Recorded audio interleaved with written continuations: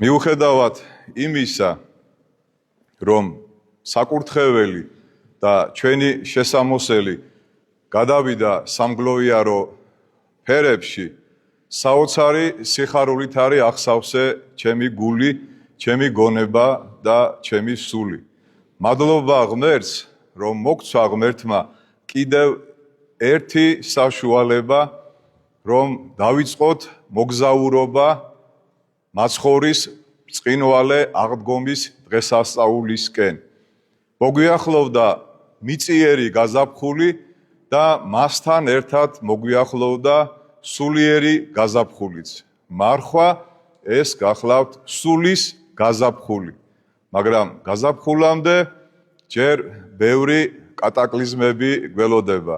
გველოდება მარტის სიცივე, გველოდება გარკვეული ყინვებით, შეიძლება თოვლიც, მაგრამ ეს ყველაფერი მალე გაიფანტება მზისგან, ჩვენი უფლისგან და თუ უფალი ბოლომდე ინებებს ჩვენ ყველა ერთად შევეგებით მაცხოვრის ბრწყინვალე სააღდგომო დღესასწაულს. მაგრამ ამისთვის საჭიროა გარკვეული მზადება, გარკვეული შინაგანი განწყობა, რომ უფრო მეტი სიდიადით, მეტი სიმდაბლით, მეტი სიხარულით და მეტი სიყვარულით შევეგებოთ ამ ბრწყინვალე დღესასწაულს.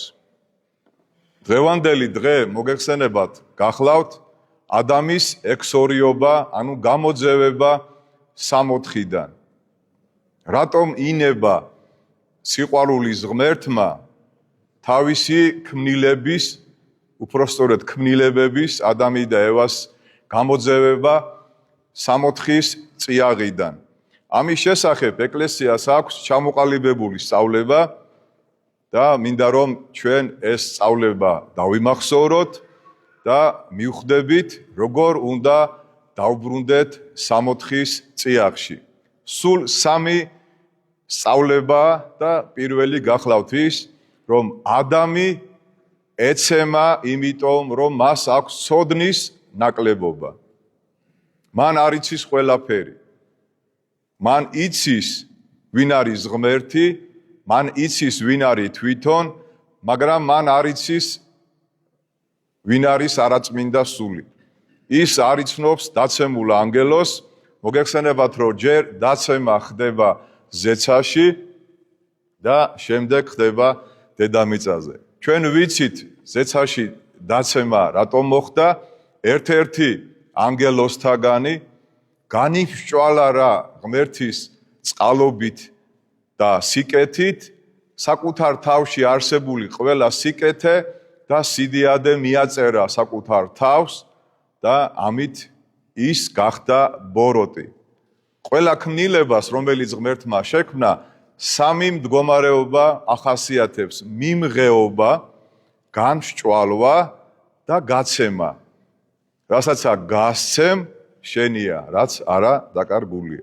ანუ, უნდა გვახსოვდეს, რომ როდესაც შენ იღებ ღვთისგან, იღებ მშობლებისგან, იღებ ეკლესიისგან, იღებ მოძღვრისგან, იღებ სახარებისგან, ამით უნდა განიმსჭვალო, ანუ დაგემოვნო, მიიღო, გაიაზრო და შენ უნდა სხვას გადასცე.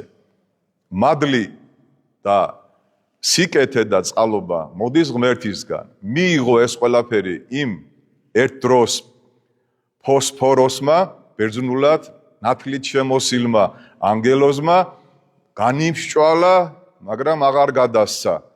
საკუთარ თავს მიაწერა ეს ყველაფერი. ამიტომ მისი დაცემა არის საბოლოო არჩევანი.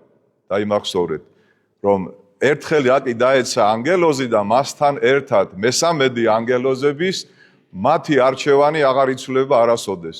მათ სინანული არ ექნებათ, იმიტომ რომ მათ სხეული არ გააჩნიათ. მაგრამ აი ადამიანთან უკვე შედარებით უფრო რაღაც სანუგეშოთა გვაქვს საქმე, იმიტომ რომ მასზე იყო ზეგავლენა. პირველი რო ცოდნის ნაკლებობა ქონდა და მეორე ის რომ მასზე იყო არაწმინდა სულის ზეგავლენა. მე მგონი რომ თქვენს გაინტერესებთ რატომ რა დაუშავეთ ასეთი ამ ყოფილ ნათლის ანგელოს რომ დღემდე გავეშებული გვებრძვის. აი თქვენ ხანდახან გიკვირთ ხოლმე ალბათ რომ დაინახავ ადამიანს გიფიქრიათ გულში განა ასეთი რა დაუშავე. რა დაუშავე, რა გადამემტერა, რა გადამეკიდა, რით ვეღარ დაწყნარდა, რით ვეღარ მაპატია, რით ვეღარ შემირიგდა. რა ჭირს ასეთი ამ ადამიანს რომ მთელი ცხოვრება ასე იტანჯება თავისივე ბოღმით. უпростоრეთ იოანე დამასკელის სწავლებით ძალიან საინტერესო სწავლებაა, მეც დიდი ხანი არ არის რაც ეს გავიგე. აი ეს ანგელოზი რომელიც ადრე ნათლის ანგელოზი იყო, დადგენილი ყავდა ღმერთს დედამიწის ზედამხედველად. ანუ დედამიწის ეპისკოპოსი მეუფე იყო ის ნათლის ანგელოზი.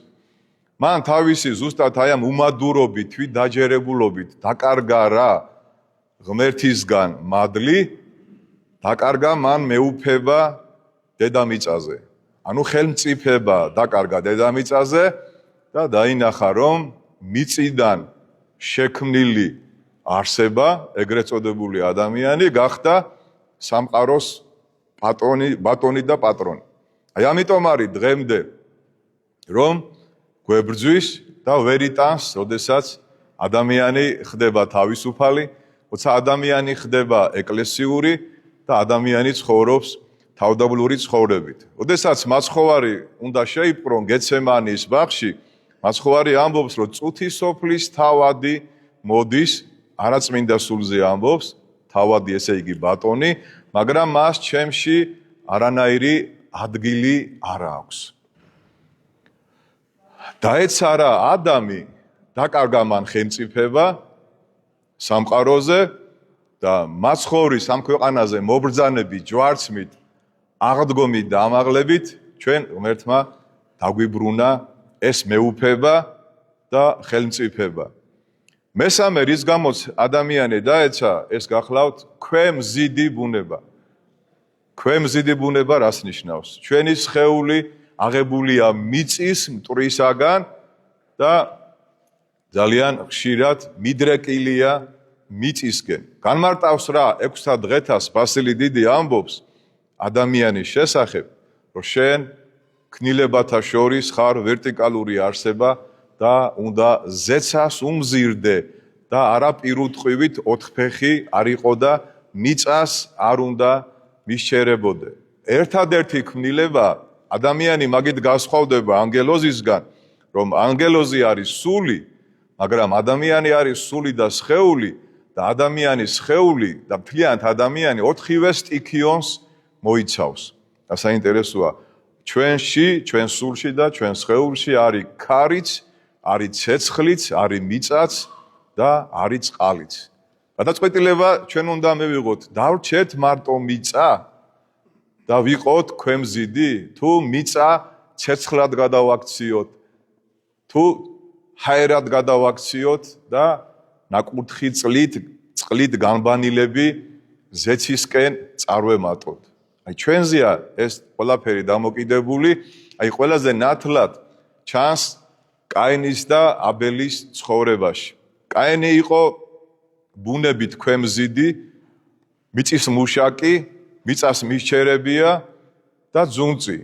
ღმერთმა უთხრა, რომ შემომწირე შენი ნამუშაკებიდან და რაც ხელში მოხვდა, ესე უგულოდ მიუტანა საკურთხეველზე ღმერთს. და როდესაც აბელმა მიიღო კურთხევა, რომ მსხვერპლი შეეწირა ღმერთისთვის, ყველაზე საუკეთესო კრავი შეარჩია და ის მიუყვანა უფალს. და როგორც კი მოხედა ღმერთმა აბელის მსხვერპლს, ბოღმით, მოროტებით და შურით აივსო კაინი, ამ დროს კარგად დაუკვირდით, შემოკარგებო, იმიტომ რომ მას ანალოგია არ აქვს, საიდან უნდა ცოდნოდა რა იყო შური, არ იცის, მაგრამ ღმერთი აფრთხილებს, სინდისი ეუბნება.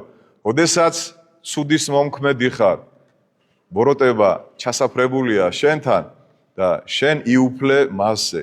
მე შეიძლება შემშურდეს რომელიმე სხვა მოძღვარის, მაგრამ თუ ეს შური შევაკავე და არ განვახორციელე, ანუ რამე აუგი არა ვთქვი, არ განვიკითხე, მე არა ვარ შურიანი. მაგრამ თუ შურმა დამძლია და დავიწყე ჭორაობა, ცილის წამება და მსგავსი რაღაცეები, მაშინ ვიქნები მე ზუსტად შურიანი. და ამიტომაც მარხვაში უპირველეს ყოვლისა უნდა ცოდნის მარაგი შევივსოთ, რა არის ცოდნა? ცოდნა გახლავთ ხორციელი და ცოდნა გახლავთ სულიერი. სულიერი და ხორციელი ცოდნა გახლავთ კაცობრიობის ისტორიაში დაგროვილი გამოცდილება. ეკლესიაში პატროლოგია და ერში მეცნიერება იქნება თუ ასე შემდეგ. და თუ ჩვენ ვართ მართლმადიდებლები, უნდა ვიყოთ წიგნიერი ადამიანები. უნდა შევეკითხოთ მოძღვარს, მამაო, მარხვა დაიწყო, რა წავიკითხო, გარდა ეფრემ ასურისა, გარდა ანდრია კრეტელისა. გთხოვთ, დღეს ან ხვალე მარხვა ისე არ დაიწყოთ, რომ არ წაიკითხოთ ესაიას 58 თავი. ძალიან საინტერესოა, კომენტარებით შეგიძლია წაიკითხოთ და დღეს აუცილებლად წაიკითხეთ პირველი იოანეს, სულ 3 საყოველთაო ეპისტოლი აქვს იოანეს უფლის საყვარელ მოწაფეს, პირველი ეპისტოლის მეორე თავი. აქ არის ჩამოთვლილი რა დაემართა ადამს და რა გვემართება ჩვენ. სულ 3 მდგომარეობა. ცდუნება ხორცისა, ცდუნება თვალისა და სიამაყე არსებობისა. დაინახა ადამმა ძალიან მშვენიერი ნაყოფი, აქავე მინდა დავძინო, რომ არავითარი ვაშლი, ქლიავი, ატამი არ ყოფილა, არავინ არ ვიცით და არ წერია, რატო? იმიტომ რომ ღვთის მიერ შექმნილი ხილი არ შევიზიზღოთ. და ვიღაცამ არ ათქოს, რომ მე ვაშს არ მივირთმევ, იმიტომ რომ ვაშლისგან მოდის დაცემა. არა. მე გამოვიკვლიე და ლათინურად ჯერ ბიბლია იყო სეპტუაგინტა, ანუ ბერძნული თარგმანი და ამ ბერძნული თარგმანიდან მერე იერონიმემ ვულგატა, ანუ კათოლიკური ბიბლია, ასეთ კათოლიკური ეგრეთ წოდებული ეკლესია იყენებს, იმ თარგმანში წერია ბონუ ეტ მალუ, სიკეთე და ბოროტება და მალუ იგივე ვაშლი ყოფილა ლათინურად. და აი ამის გამო ასეთი ბედი ერგო სამწუხაროდ ვაშს. არაფერ შუაში არ არის ვაშლი, აქ საუბარია იმაზე, რომ კარგად დაუკვირდით, ეშმაკი არაწმინდა სული ნახევარ სიმართლეს ეუბნება ადამს. ნახევარ სიმართლე. შიშველი სიმართლე რო უთხრას, არავინ არ დაუჯერებს, ხო? როგორც ჩვენს ტელევიზიებს. რაღაცა მართალი უნდა იყოს, უმრავლესით ყვილი უნდა იყოს. ყველა ხიდან აგიკრძალა ღმერთმა ჭამა. რა თქმა უნდა, ყველადან არა, ერთადერთი ხიდან მარტო, შემეცნების ხიდან. მაგრამ აქ არის ჩემო ძვირფასებო ყველაზე დიდი ძაღლის თავი დამარხული და რატო არის დღე შენდობის დღე? რატომ არის დღევანდელი დღე შენდობის დღე? არ გეწყინოთ ქალბატონებო, ვიღაცებს გონიათ, რომ მართლმადიდებელი ეკლესია ქალბატონებს აკნინებს. არა, პირიქით. ყველაზე აღმატებული ქალბატონი არის ჩვენი დედა ღვთისმშობელი, სერაბიმებზე და ქერუბიმებზე ამაღლებული. მაგრამ ხლა რა თქმა უნდა, ყველას არ აკყავთ მეუღლე, მაგრამ ხო გეყოლებათ, ან ხო ზოგადად წარმოიდგენთ. როდესაც უფრო სუსტი წერტილი ნახა სამოთხეში ევა და აცდუნებს ეშმაკი მას, დააგემოვნა რა ევამ ის აკრძალული ხილი, ეგრევე იგრძნო ღმერთისგან განშორება. მაშინვე აი ჩვენ ცუდად ვიგრძენიო თავი, რო ვიტყვით ხოლმე. და აღარ უნდა შეეთავაზებინა ის თავისი მეუღლისთვის. უნდა ეთქვა, რომ აი მე კი შევცდი და გავსინჯე, მაგრამ არა, შენ არ გადაგედოს, შენზე არ გადმოვიდეს ეს. და ამიტომ ამბობს პავლე მოციქული, რომ ცოლიო დაემორჩილოს ქალსო, რამე თუო მისგან შემოვიდაო ცოდვა და ეს რომ ახსოვდეს. მაგრამ მე ამით ახლა ხელს კი არ ვაფარებ ადამს და კი არ ვიძახი, რომ ადამი უფრო ძლიერი იყო და რატო გამოართვა, ხო? მაგრამ ფაქტი სახეზია. დღეს არის შენდობის დღე და ძალიან გთხოვთ, მამაკაცებო, ქალბატონებო, პირველ რიგში თქვენი მეუღლეებისგან ითხოვეთ შენდობა. ისე არა, ხუმრობით არა, სუნამოებით არა, ყვავილებით არა, თეატრალურად არა.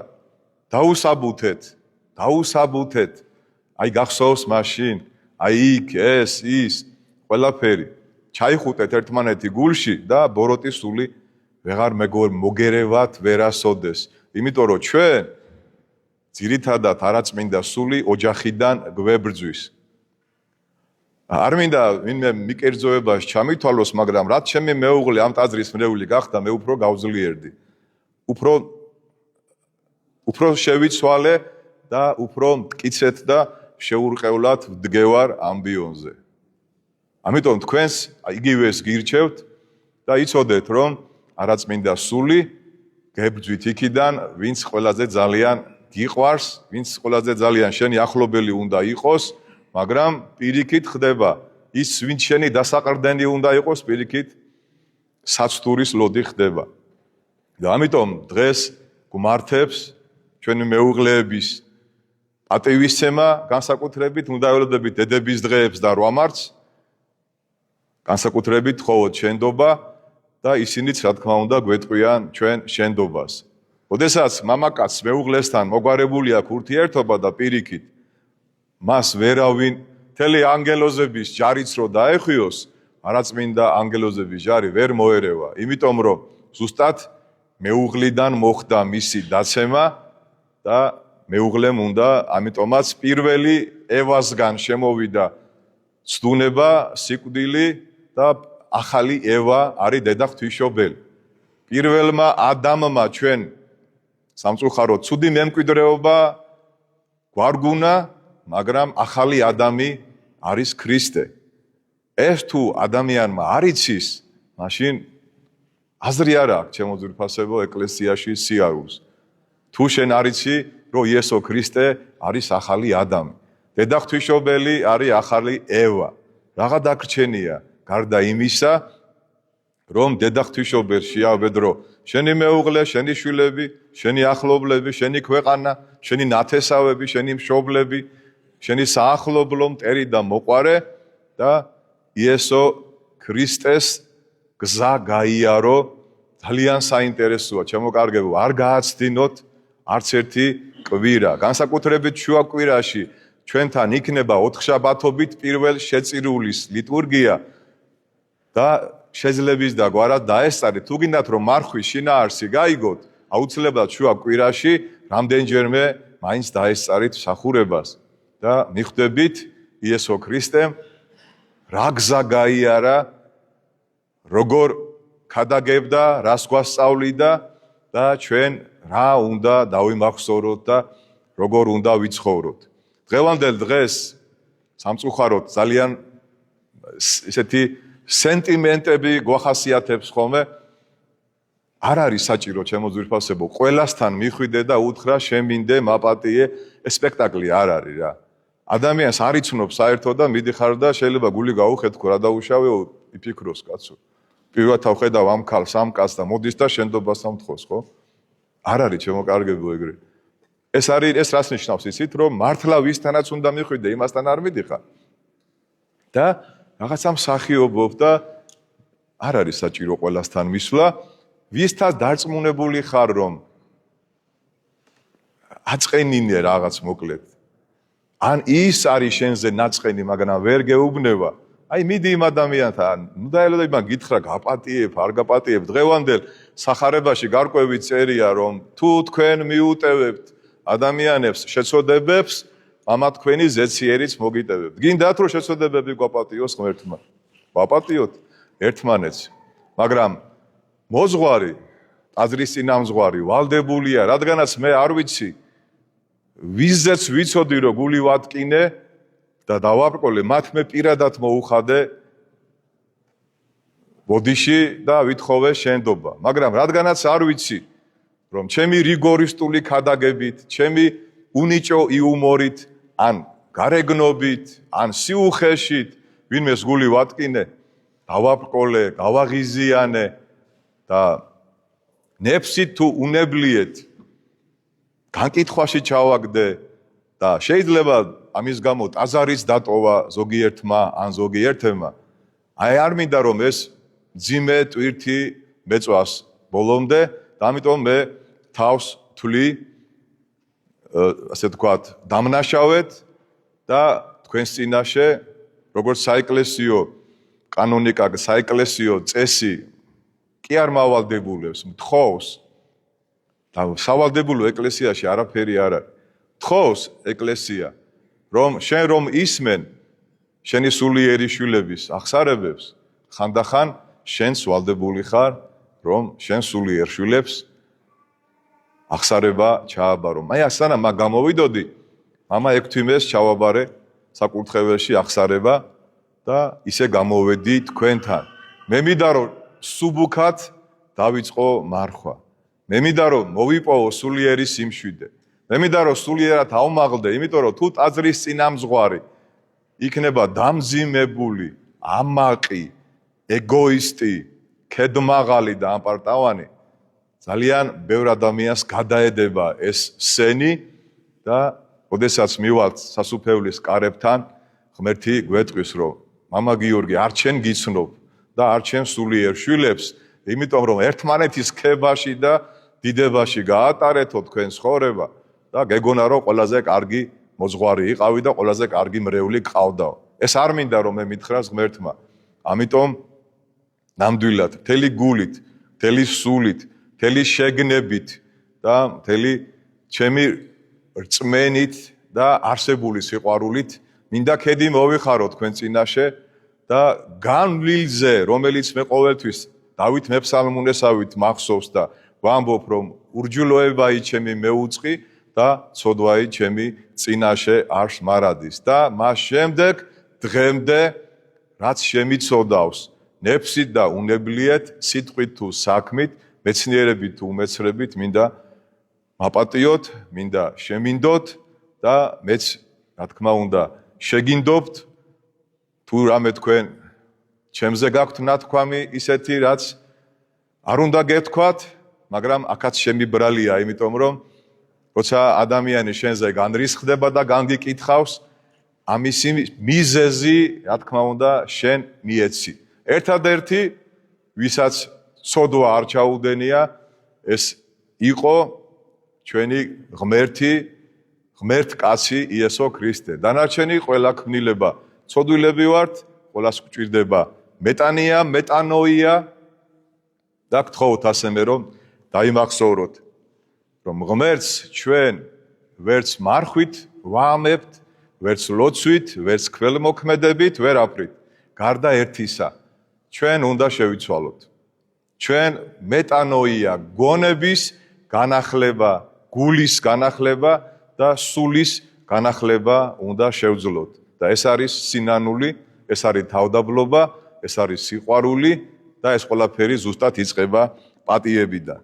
ღმერთმა დაგლოცო ჩემო ძვირფასებო, ღმერთმა მოგცეს მარხვა სინანულისა და აღდგომა სიხარულისა. მე დეკანოზი გიორგი თევდორაშვილი ამ ტაძრის წინამძღვარი შენდობას ვითხოვ მამა ზაქარიასგან, მამა ზაზასგან, მამა ექვთიმესგან, გიორგი ცინცაძესგან, ჩვენი მგალობლებისგან ხშირად განვიკითხავდი, მაგრამ დღეს ისე კარგად იგალობეს, რომ ყველაფერი დამავიწყდა. ნამდვილად მადლობა მინდა მოვახსენო. ჩვენი სტიქაროსნებისგან, თქვენგან, ყველა ძვირფასი ადამიანისგან. შემინდეთ და ვეცდები, რომ უკეთესი წინამძღვარი ვიყო. ჩვენთან არის ღმერთი.